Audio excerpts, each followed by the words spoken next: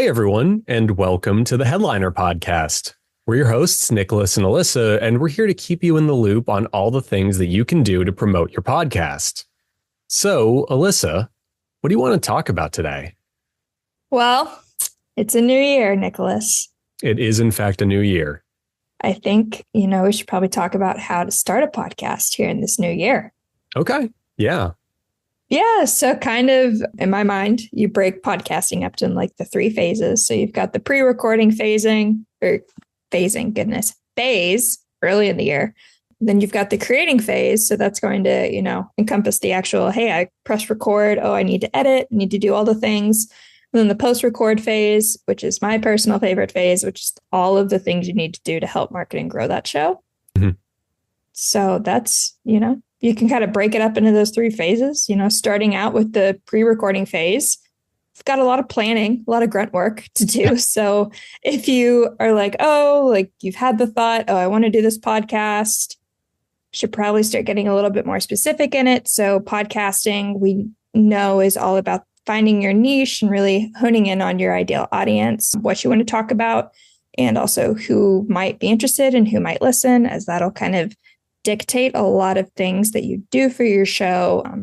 However you script, if you're choosing to script it, topics. I mean, it really does kind of guide a lot of things just with podcasting. Yeah. So, I mean, I feel like when you're starting a podcast, the first question you're going to ask yourself is like, hey, why do I want to have a podcast? Is it because I am a freelancer that wants to kind of talk about my expertise to show people I know my stuff? Is it because I'm in charge of a brand and we want to get awareness out about what we do and why we're different? Or is it just because you and your buddies are super funny and you want to be super funny on a microphone and people will hopefully find it super funny? I think I need to say super funny at least one more time. Super funny. I was going to say, I'm sure we'll get it in here at least 3 more times. Yeah. So no worries there. Really finding that purpose in your niche. I mean, super important. I would probably say it's arguably your first step whenever you're having your podcast, or you're sure, going to be a podcaster. Figure out what it's about first. Things having purposes are usually a good thing, in my experience. Generally speaking, yeah. Unless you're Franz Kafka or something, and you're just nothing has any purpose. Absurd as that's a podcast right there. I was going to say, I'm sure there's a podcast. Yeah, I'll get in. I'll get in on that after this is done being recorded. Thrilled. Can't wait. Yeah. But then once you've kind of got that purpose, you've got your niche, you know who you're going to be talking to. There's some more technical things for podcasting that you want to figure out. So your format. So you and I, we sit here in a Zoom call. There's, probably hundreds of different tools that you could use to actually record and create that podcast. So probably right off the bat, you're going to want to figure out if, am I going to have any sort of video component? Or am I going to be just an audio purist all the way? Mm-hmm. That's going to really kind of dictate a lot of the technical side of stuff. Yeah. So that may influence the recording tools that you use, the editing tools, all sorts of things. And I do think, sorry, but I do want to interject. One thing that's worth remembering is it's not about making a podcast once, unless it very explicitly is, in which case you do you seem to know what you're doing. But, if you're making a podcast, you're presumably going to make them somewhat regularly, whatever that might mean for you. So picking a format and a style that you can do consistently is important. If you can do an interview podcast and you can find someone to interview every 2 or 3 weeks, cool.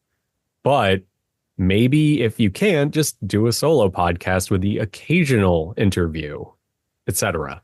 If you can't always do video, start off as audio only and then just sprinkle the video in when you feel like you can handle it. Exactly. And I think that brings up a really good point about that podcasting is not so rigid. Once you make release first episode, you're not tied to that format. Podcasting is very, any creative thing, it's very iterative. So you're going to learn what works for you. Maybe you bit off too much. Maybe you think you can take on a little bit more, all that stuff. So definitely, I recommend starting out small and then kind of building up, especially you don't want to go out, spend all this money on all this equipment, all the software that you may not necessarily need. You can sit with your little iPhone and just say hey, I'm going to record myself here. Sure. People do that. It works for them, works for audiences, just whatever works for you. I'll get into this more when we talk about like the technical stuff and like some of the equipment, but you're totally right. Start small, don't bite off more than you can chew because that'll just burn you out and make you want to stop podcasting before you really started. An iPhone, a microphone, a USB mic, whatever, your Apple EarPods, if you still use them, those are fine for podcasting. Like in most cases, people are happy with that. And we'll talk about why later. Exactly. And then before we start getting into, I would say probably your more favorite side, which is all that stuff, the technical things, in the creating phase. What makes you say that? Well, I don't know, Nicholas. You don't have a degree in it or anything. Yeah.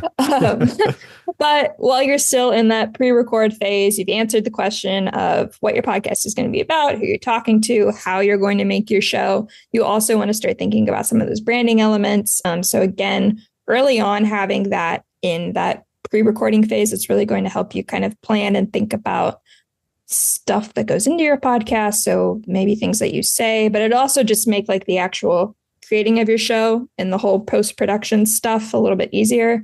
So when I say establishing your brand, that's going to be kind of thinking about the touch points that really kind of show what your show is, who you are, stuff like that. So it's going to be things like show art, style and tone, names are important. Yeah. You might want to say that once or twice in your podcast. So having that ahead of time, incredibly helpful. That is a good tip, Elissa. That for everyone listening, that's a tip from the Headliner podcast specifically. Just practicing what we're preaching for a moment. We're very groundbreaking here. Yeah, clearly. But no, I mean, that all makes sense. And I think like once you've gotten all of that out of the way, you're getting into the actual doing phase, the fun part, the part that Nick spent way too much money learning how to do. But no, I mean, you're in the actual production side of things. And these are where questions of equipment and software and hosting come into play. And the reason I led off with Nick spent way too much money learning how to do all of this is I love my education. I kiss my diploma once a week for good luck. But most of it, you can just wing. Honestly, you can just wing it most of the time. We were talking about cell phones as your like chief recording device. And it's true. All you need to have a podcast these days is a relatively modern cell phone. You can record an interview on it. You can record phone calls on it. You can edit everything on GarageBand on it if you wanted to. You can do an entire podcast from an iPhone, iPad, whatever Android phone of your choice is. Likewise with microphones, yeah, you can use a good microphone. You can spend the money on an audio interface and a condenser mic like I did, or you could just use cheap Apple headphones because, and this is like a pro tip in general, a $20 pair of wired Apple headphones are insanely good and their mic punches way above what you'd expect them to. So use it. It's right there. You probably have it in like a drawer somewhere in your house. Go ahead and record. Likewise, on the software side of things, nothing to worry about. You can use Audacity. It's free. You can use GarageBand, also free. You can go and get fancier things. And depending on the type of show you decide to make, you might. But, a podcast is usually a conversational format. So all you need to do is like have something where you can edit a conversation down and remove pauses or adjust levels, which any off-the-shelf audio editor will allow you to do. So yeah, wasn't that easy and painless? And then hosting is the same thing. You're looking for a podcast host. So long as it hosts your podcast, I think it's done its job. Exactly. And there's different like plans you can do within host and everything, but you basic is fine. You're starting out, just figure it out and then as you progress, then you can start to add on all of the doodads and stuff. Thank you for sweeping in to help me. No, obviously, if you find you're really enjoying your podcast and you feel like, okay, I've gotten my bearings, it's time to upgrade. Yeah, you can learn about mixing audio and you can learn what, all the different podcast hosts offer over each other that's unique. And there's a lot. There is admittedly a lot. But for most podcasters, just getting a podcast made and released on a cadence of some kind is like more important than anything. Exactly. And there is, kind of in the podcasting world, everybody knows about like the the rule of 10, like if you publish more than 10 episodes, you are probably in the top like 2% or something crazy of podcasters officially. So getting there and just like staying with it, learning and growing as you go, that's a huge milestone and accomplishment in and of itself. Yeah. And it applies to most types of content creation. Like this isn't just a podcasting thing. Most people who have tried to make a YouTube channel burn out after like 5 or 6 videos. Or most people who try to like write a book burn out after 5 or 6 chapters. I'm really fixated on 5 and 6 as numbers today. Most people who run triathlons give up after 5 or 6 minutes. You know, the works. Yeah. that might be me telling on myself. I don't know. As a runner, that mile 5, that mile 6, it does hurt you a little bit. I said minutes, but thanks for the humble brag there. Well, I'll tout myself. Okay. You were just talking about how you run 1-minute miles. That's all. In 5 or 6 minutes, you've run 5 or 6 miles, exactly. Alyssa, clearly. Exactly. That's faster than a cheetah, but whatever, moving on. Podcasting. So, yeah, I think, you figure out your hardware, figure out your software, however you're going to make this thing, all the things like that. Now you're kind of in that third step, maybe, that you stop pressing record and now you're like, whoo, I've got it. I need to do all these things with it. My favorite part, the post-publish phase. So this is things where you're going to think about like, oh, I have a podcast. I probably want to talk about it and let people know that I have a podcast. So you're going to need to create some form of content, probably track stuff. So traditional, podcasting metrics, they're going to be those downloads, actual how many people are listening to your show, how many people are following the show. Again, nothing insane. Your host should probably have an entire dashboard when you first log in telling you all these things. So it'll take like 5 seconds for you to very quickly figure out like, okay, this is how we're doing this week. This is how we're growing. All those lovely things.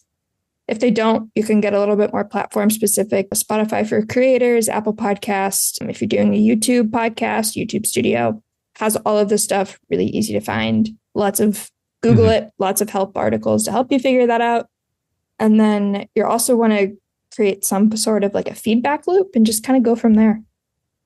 Yeah, no, exactly. And I think one thing worth remembering is just like in the process of releasing your podcast and starting to promote it and what have you, don't get discouraged by less than stellar results. That's just a sign that maybe your podcast hasn't found its audience yet. And maybe you need to work on SEO, or maybe if listenership doesn't carry over from episode to episode, something in the format needs to be tweaked. As long as you're putting stuff out somewhat consistently, you're able to like dynamically change what you do. That's the great thing about podcasting. And likewise, if you find like, okay, I launched my podcast and it's audio only, but it's not really doing that well, maybe shifting and trying video once or twice might help. And if you find that it's too much for you, it's trying to figure out, okay, what else can I do? Speaking of video, in the whole production side of things, we were talking, and I didn't actually mention it. So really quickly, you can make a video podcast with whatever you have. You don't need to go out and buy cameras. You can do it on Zoom. Actually, most podcasts that are video probably do it through Zoom or something, and not just like hobbyist podcasts. We're talking about like huge ones like Jon Stewart of The Daily Show has a podcast. Every episode of it is recorded on Zoom, if I'm not mistaken, or something like that, a Skype or some kind of a video conferencing app. So you keep at it. You take the feedback from your podcast being out there and you build off of it.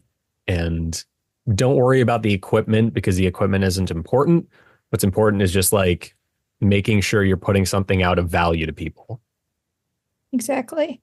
And I mean, people, they're always going to value quality over like quantity and flashiness and stuff like that. So sure. I think there's a statistic, and I'm probably making this number up, but I know it's high. It's in the 80s or it's in the 90s. So I'm going to go 86%. Yeah. So 86% of people, they really do value a good story over high quality production. So again, going back to that equipment, you don't need to go out and drop hundreds of dollars. If you've got technology in your home, you can probably use that to go ahead and make that podcast and get it out, tell the people, send a tweet or an X. I don't know what it's really called anymore. Blue Sky, Thread, I don't know. That Carrier stuff, pigeon, I mean, that would definitely be a different way of doing it. If you have a niche about birds and bird delivery, that'd be great. Carrier pigeons. Yeah, exactly. I think it exactly is that. It's just, you just got to get the word out however you feel comfortable doing it, and not like, don't worry yourself into a hole over whether or not it's the greatest thing ever made. Just something being out and something being entertaining and good enough and informative. That's what matters at the end of the day. I think if there's anything that people can take away from this episode, it's definitely going to be staying consistent and being flexible. It'll change. That's fine. You're going to learn and you're going to grow with it. For sure. And I think one of the things, maybe you've heard this before, is like, it's not about getting a lot of listeners with podcasting. It's more about getting like the higher quality listeners specifically, just like how your content itself is more about quality over quantity. It's better to have 10 hyper engaged, plugged in listeners than 100 who like only kind of listen to your podcast for a few minutes every week. You really do want the people who are going to tweet back at you or retweet your episodes when you post them and stuff like that, because those are the people who will help get word of mouth going for your show. Exactly. I mean, engagement is everything. Podcasting, it is a sense of community. Like you said, it's a conversation piece. So you're starting that conversation. You're hoping that other people are going to engage back and, talk to you. So that's going to be kind of just one of those things with podcasting. Just don't get discouraged. Keep with it. Ask people for feedback if you're like, this isn't doing exactly how I thought it would do. You still probably have some amount of listenership. So just literally ask people like, hey, if there's anything you want to see, email me, DM me, that kind of stuff. And you'd be really surprised, especially for the people that are invested. They probably have one or two pieces of feedback to say like, hey, I would love to see this, or I would love to hear you talk about this, that kind of stuff. So engagement really does go a long way in podcasting and content creation overall, but podcasting very specifically. Yeah. And obviously, don't just engage with your listeners, engage with other creators. I think part of like this episode might have felt vague is like we were talking about like it's really just about doing a podcast.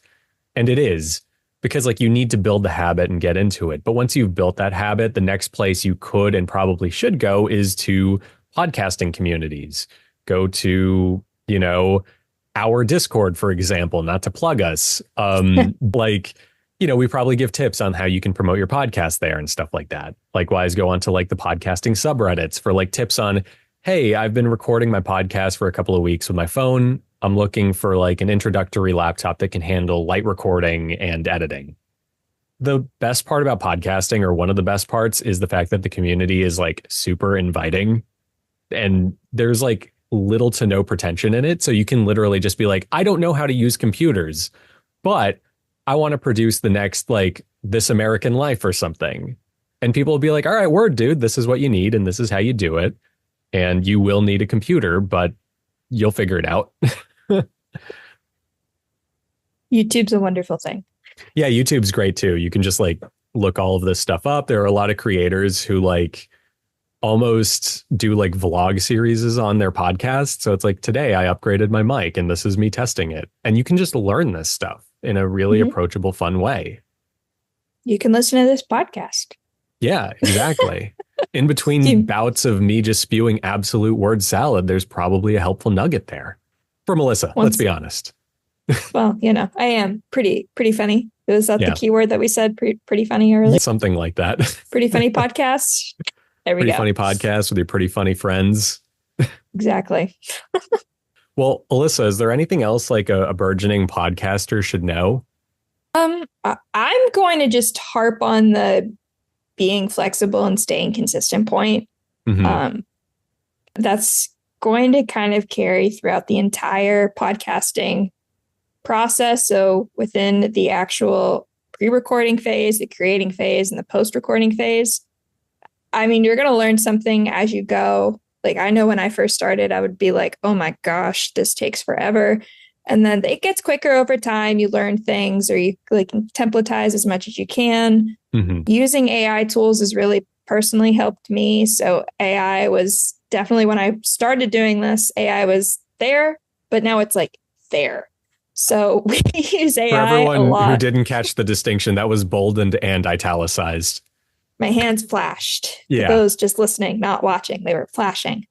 But there's a lot of AI tools out there that can really, truly help save time and offload all of those unwanted tasks. So I'd be remiss, if I didn't mention our AI tools. So we have... I was waiting for it. I have to do it. We are Headliner. We are a creator suite of tools empowered by a lot of AI that really do help to kind of do all those things. So we've got a transcript-based editing software. It's totally free for you to use. Removes all the ugly stuff that you may not want in your podcast. Also gets a free transcription. Goes a lot with helping with SEO, which we have a lot of content about podcast SEO. I think the last episode we did on this. So if you want to just go back one episode, I think we talk about podcast SEO. So we've got transcripts. We do have video clipping capabilities. So if you are creating a video podcast and you want that content, hey, we've got some really easy tools to help you to create that content. And then if you're an audio podcast, hey guys, we started out as an audiogram tool. So we have lots of really easy things that everybody can use that also do everything automatically for you. So yeah, if you're looking to be consistent and you're like, that's a lot, guess what, guys? You can still be consistent because it's automated. I'm going to be that guy. And I'm going to remind everyone that we did AI before it was cool. Our automated podcast clips actually came out a couple of years before the whole AI boom. Yeah, and free chat. Yeah, there you free go. Free chat GPT. Free chat GPT AI. We had automated clip selection. You can literally make your podcast wherever you want. You don't have to use Eddie. We won't cry that much about that. And you can upload it to your RSS feed. And without even having to visit our site, you can magically get clips from your podcast sent to you. Just upload it even to social platforms and YouTube. Yeah. That's right. It's easy. Thank you for that save. That totally wasn't the layup. Easy and free. We love those two things. There you go. But yeah, so that whole point was going with flexibility and consistency. Again, just still focusing on the quality over quantity. So that's going to be monetary investment. Just trying to go for volume whenever you're recording episodes. So some people are like, I'm going to do a weekly podcast. If you can do that, awesome. If you can't stay with that, don't sweat it. Monthly or bi-monthly, whatever you want is going to be just fine, especially if you are really focusing on creating good content that does provide value to your listeners. Sure. You're golden. Yeah. I mean, even just thinking that through, it makes sense. Look at it from a logical point of view. Let's play that Socratic logos for a second. There is so much stuff that gets published on the internet at any given moment. I don't even remember the stat, but it's something ridiculous. Hundreds of hours per minute get uploaded to YouTube. Something ridiculous.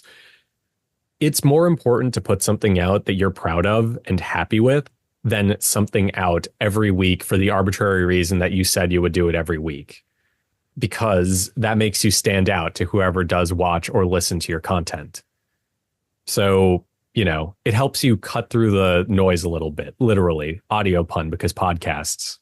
And I mean, that's a proven thing. Movies do it. So you'll see the sequels. It goes years in between it. I mean, I probably wouldn't recommend going years between your first and your second podcast episode.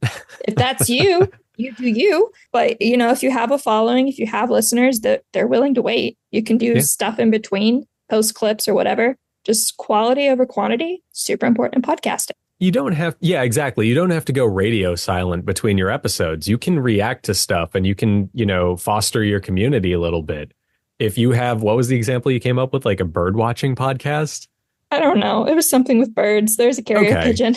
Well, you could post a different picture of a bird every Friday and call it Bird Fridays. And people will be like, oh, cool. It's Friday. It's time for a Bird Friday.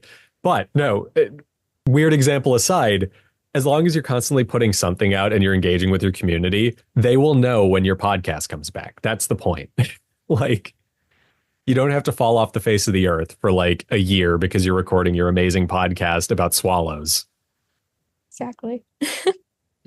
So doing it, being consistent, quality, engagement, podcasting, 4 steps. There's obviously more things in between there, but that's what it boils down to in the very end. You did forget the most important one, which is having fun, guys. Let's just have fun. Right. Not to sound like the elementary school basketball coach for a second, but let's just have fun, guys. I mean, I have so much fun doing this, so I'm like, yeah, second obviously. nature. Of course it's fun. I don't need to say that it's fun. We're pretty funny, obviously.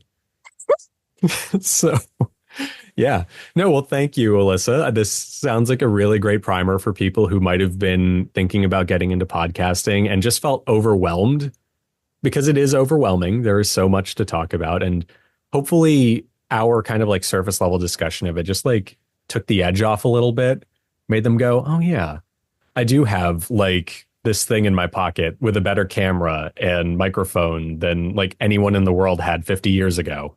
How about that? Let's go make a podcast. Or even maybe we encourage you. You're like, wow, these 2 goons, they're able to put a podcast together. I can definitely do that.